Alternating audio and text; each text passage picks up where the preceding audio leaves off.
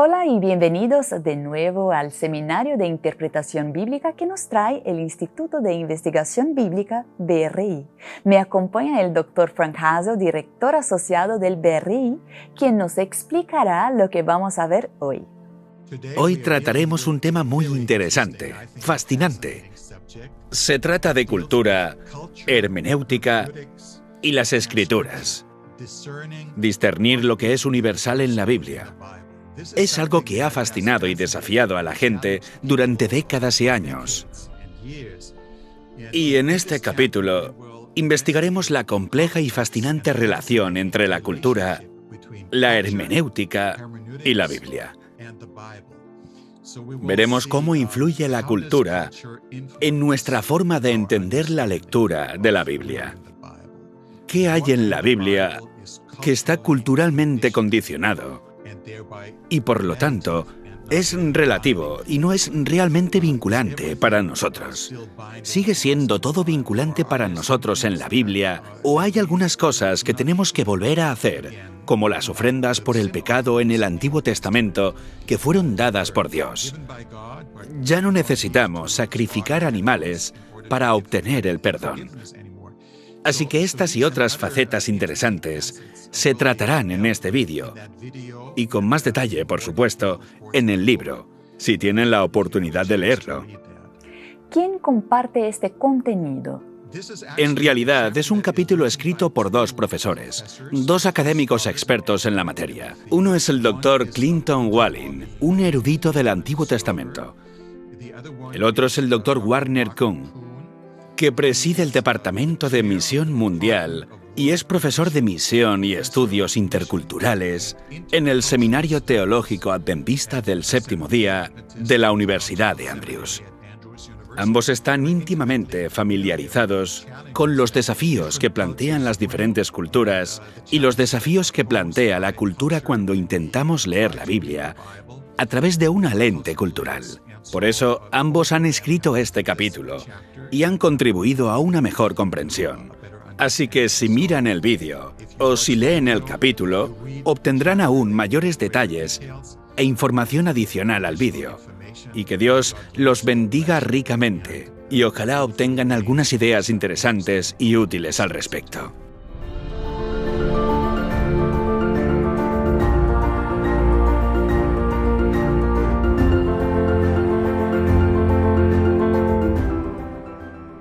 Se unen a nosotros ahora el Dr. Clinton Walling y el Dr. Wagner Kuhn.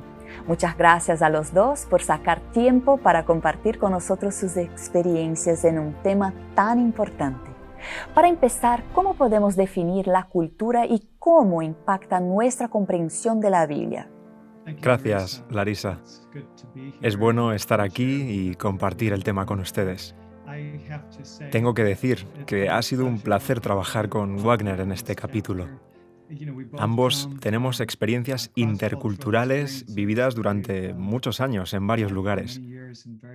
Y cuando miro mi propia experiencia y cómo Dios me guió en el pasado,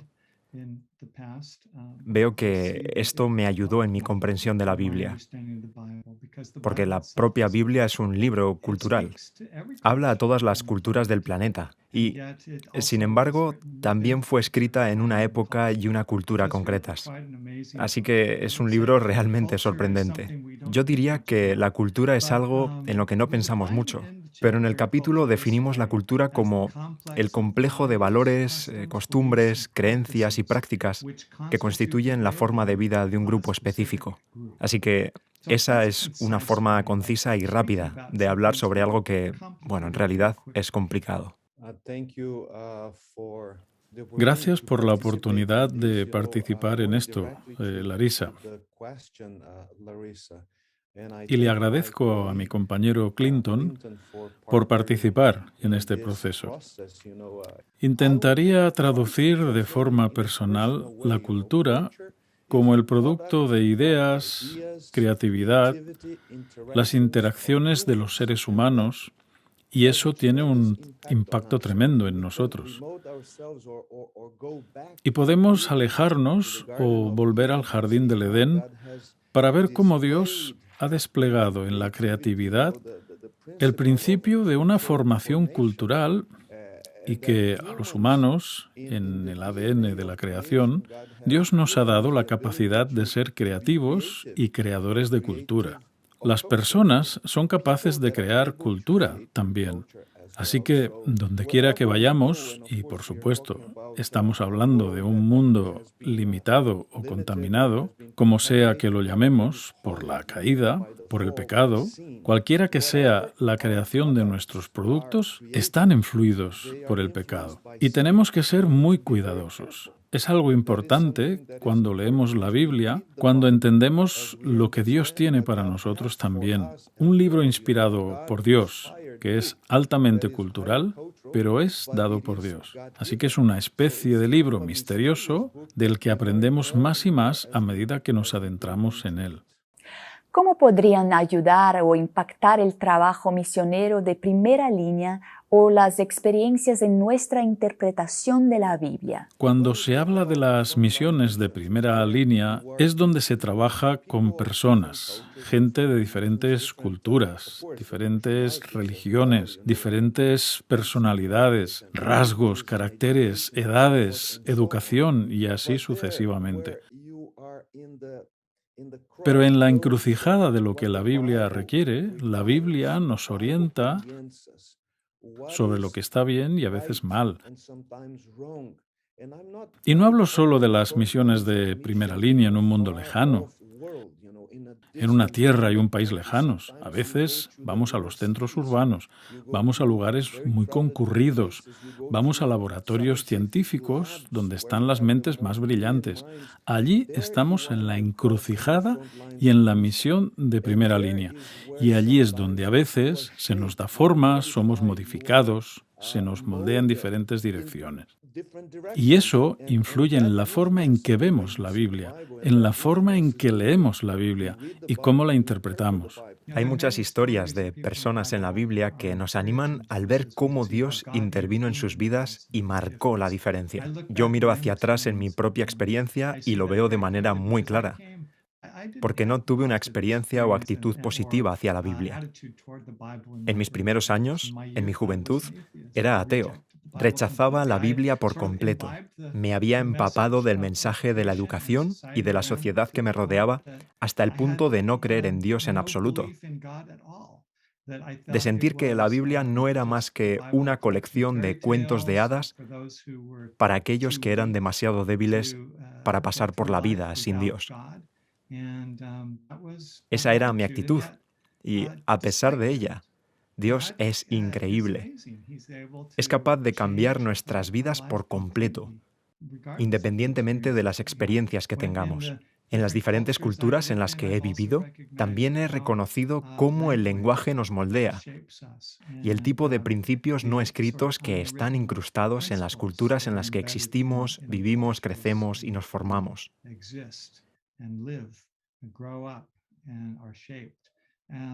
Y, sin embargo, Dios utiliza estos elementos.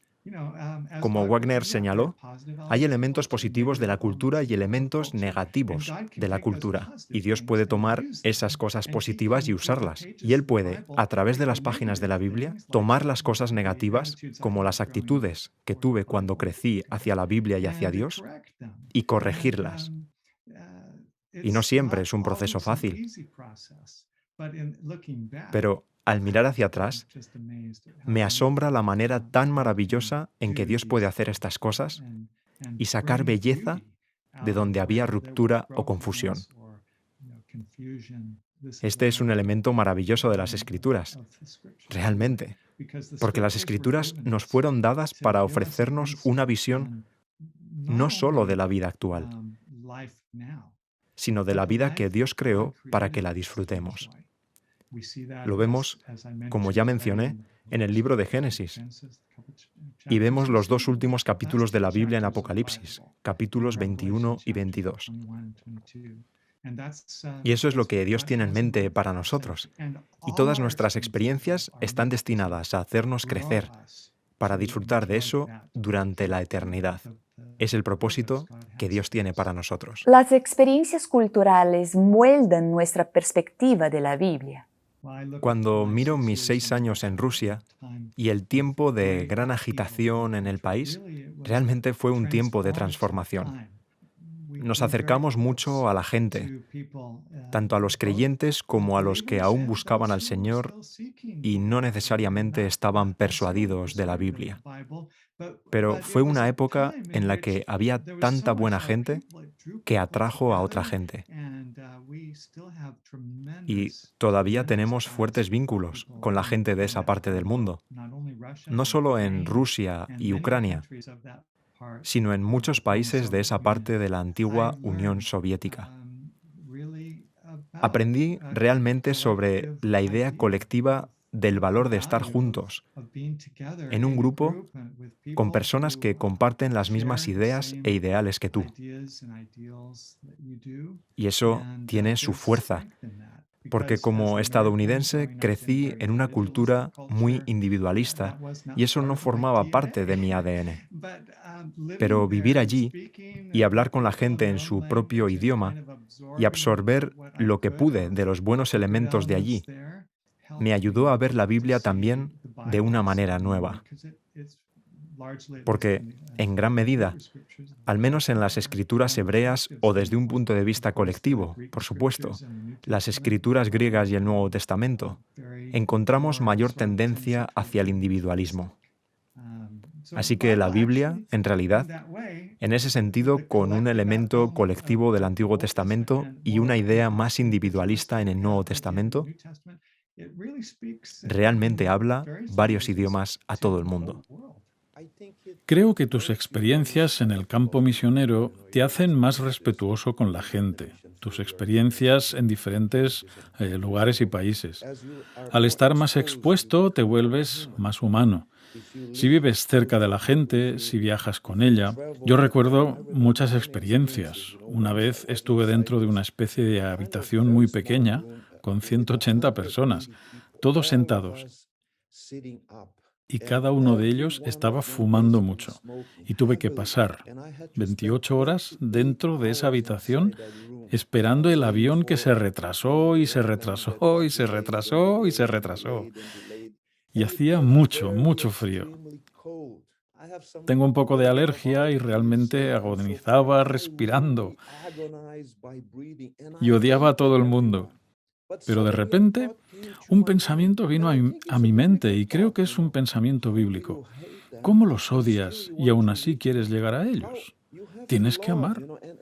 Y la paz vino a mí y comencé a mirar a cada una de esas personas alrededor y dije, Dios, por favor, ayúdame a amar a mis colegas alrededor.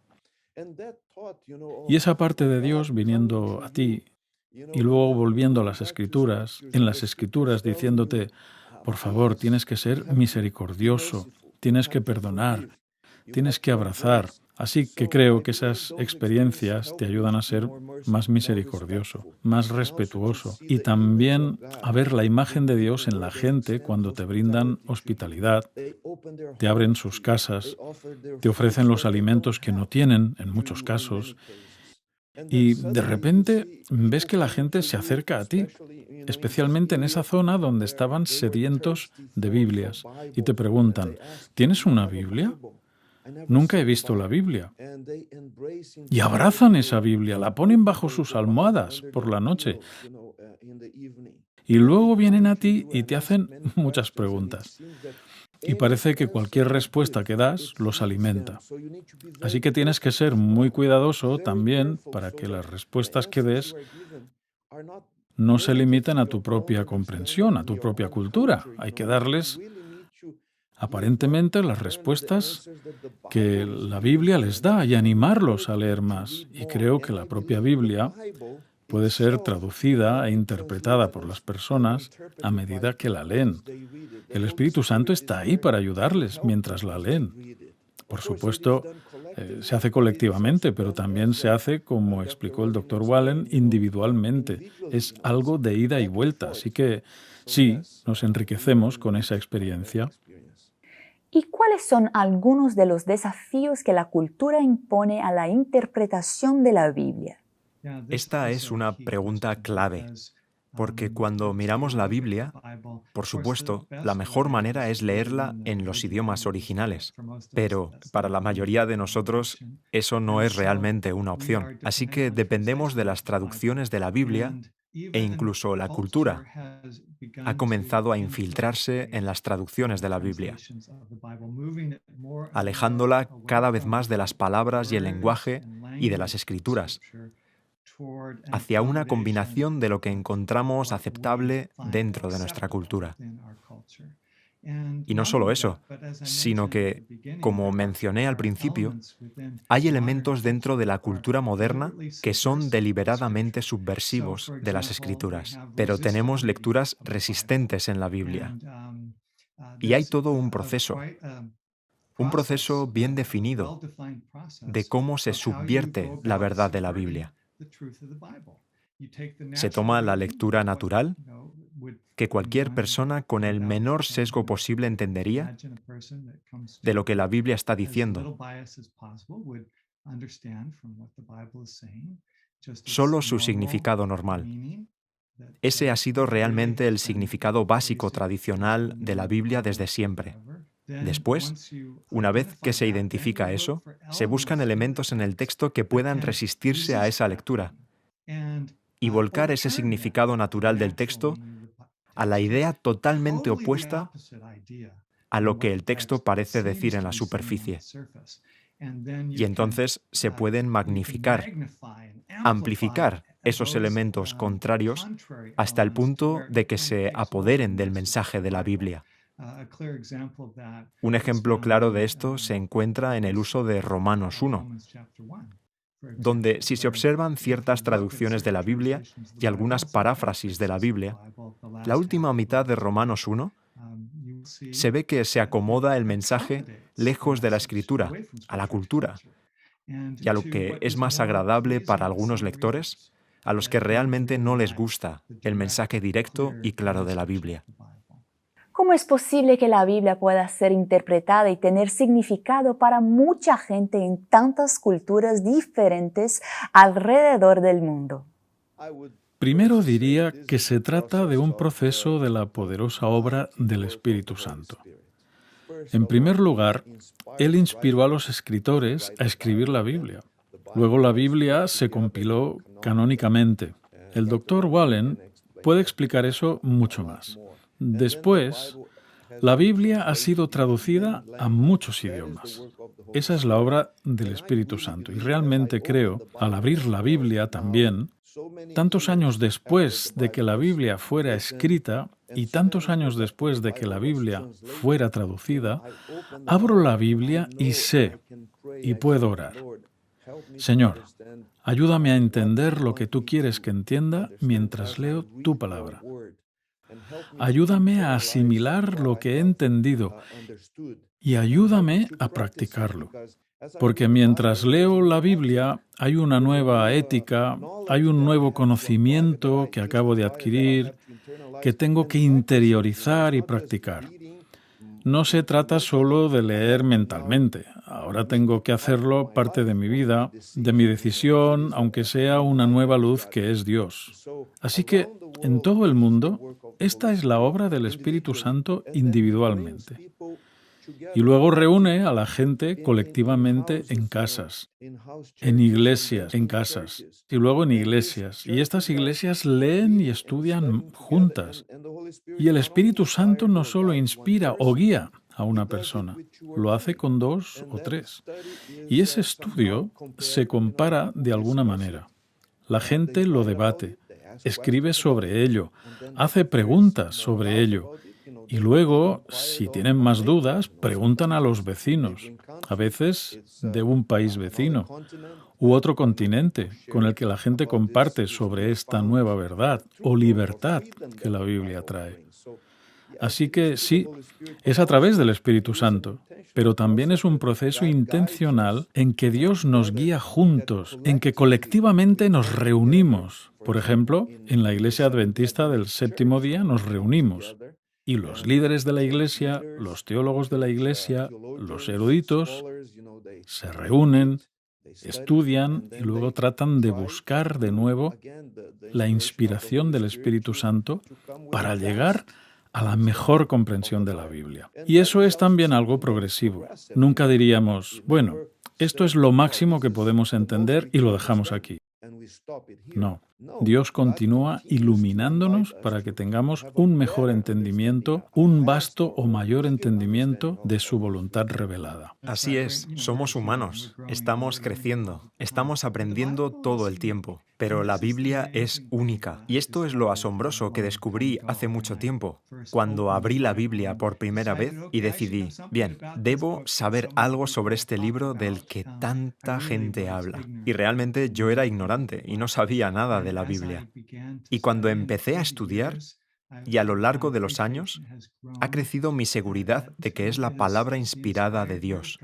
Es única o singular porque es una combinación de lo humano, el autor escribiendo lo mejor que puede los mensajes que Dios le ha dado, y lo divino, el Espíritu Santo trabajando a través de los escritores individuales para dar forma al mensaje de una manera que no solo es verdadera, sino que es transcultural. Porque la Biblia comienza transculturalmente y termina transculturalmente. Porque Génesis es un libro que comienza con un Dios cósmico que creó el mundo y toda la vida, y termina en Apocalipsis, con la asombrosa visión de una nueva tierra y un nuevo universo, nuevos cielos, nueva tierra. Y dentro de las páginas de la Biblia vemos, a pesar de su forma limitada por el lenguaje, que Dios tampoco se limita a eso. Tomemos como ejemplo la poesía hebrea. A menudo, en varios idiomas, la poesía tiene que rimar en sonido. Pero la poesía hebrea es una rima de pensamiento. Y los pensamientos se pueden traducir en diferentes palabras, diferentes idiomas. Y la rima del pensamiento se conservará sin importar en qué idioma esté. Dios, al parecer, lo diseñó así, el mensaje de Jesús y los evangelios del Nuevo Testamento. Tenemos 4 evangelios debido a las diferentes personas, 4 perspectivas diferentes. Así encontramos diferentes tipos de énfasis cultural en los evangelios. El propio Pablo tiene una combinación de culturas. Es ciudadano romano y, sin embargo, aprendió a los pies de Gamaliel, un sabio judío muy respetado en su época. Incluso mencionado en el libro de los Hechos como poseedor de sabias palabras, quien, en un momento crítico, ayudó a evitar que el cristianismo fuera frenado. Así que es bastante sorprendente. Y vemos, al mirar las cartas de Pablo, por ejemplo sus epístolas, que él escribe con conocimiento de causa. El Antiguo Testamento está impregnado de las culturas hebreas y, al mismo tiempo, está completamente familiarizado con la lengua griega y la cultura romana. Y por lo tanto, lo que escribe lo hace apelando a todas esas culturas en las que está operando. Y ese elemento multicultural es el que encontramos en muchos otros lugares de la Biblia. Por ejemplo, Moisés creció en Egipto, pero luego huyó a Madián y luego pasaron por varias experiencias a través del desierto. Tenemos a José, también, quien nació en una familia hebrea, pero fue llevado y empujado lejos de su cultura y familia de origen a la cultura egipcia. Jesús mismo, en cierto modo, es el epítome de la cultura celestial y del plan que Dios tiene para nosotros de verdadera humanidad. Y Él se convirtió en ser humano. No podemos entender lo que eso significa. Cómo el Dios del universo pudo volverse verdaderamente humano y uno con nosotros. Pero nada es imposible para Dios. Y ese es un camino que nos une no solo con Él, sino con los demás a través de Jesús. Él es la persona transcultural perfecta y Él inspiró la Biblia. Por lo tanto, también es el libro transcultural perfecto. ¿Cómo podemos encontrar el equilibrio entre la cultura, los principios bíblicos y la identidad personal y colectiva?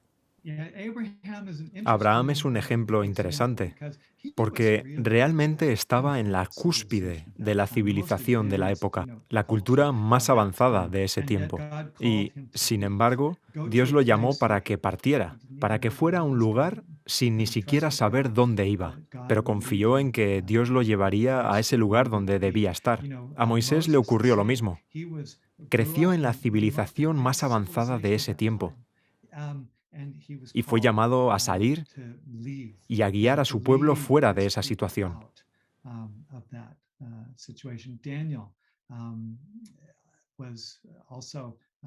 Daniel también se crió y pasó su juventud y su vida adulta temprana en Babilonia, y luego el resto de su vida también allí, donde tuvo una gran oportunidad de marcar la diferencia en el mundo de ese tiempo. Y así, estas diferentes personas de la Biblia son un estímulo para nosotros. Dios coloca a estos personajes en las Escrituras por una razón.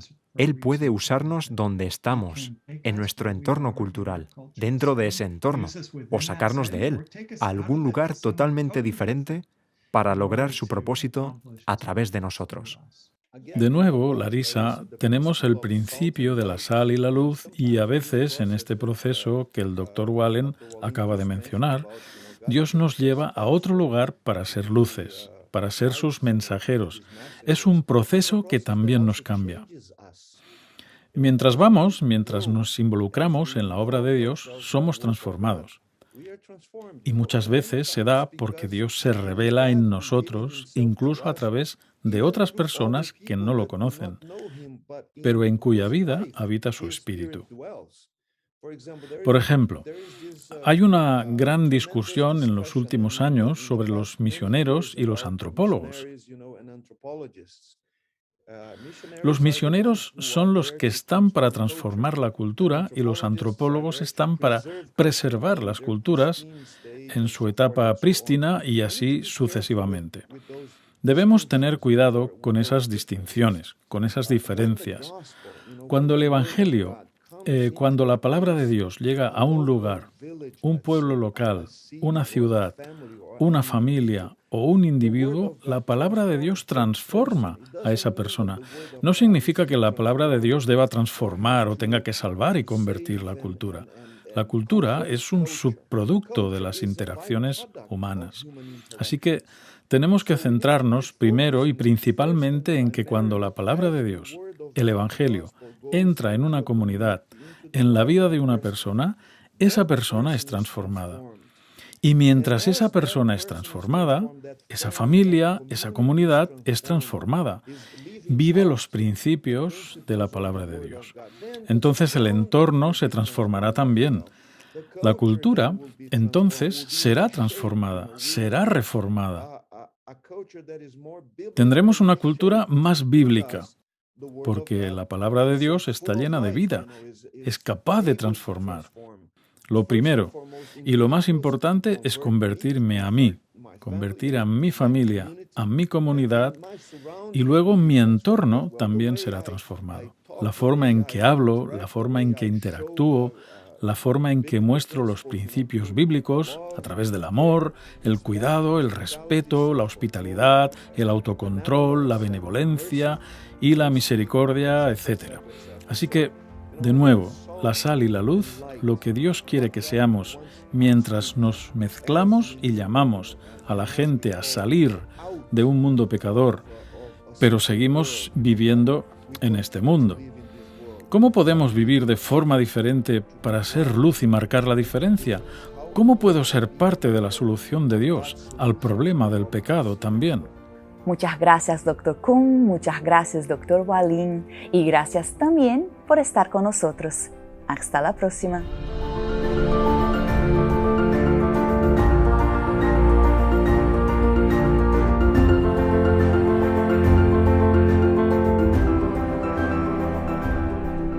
Para una comprensión más profunda de este tema, visite adventistbiblicalresearch.org y compre el libro Biblical Hermeneutics and Adventist Approach.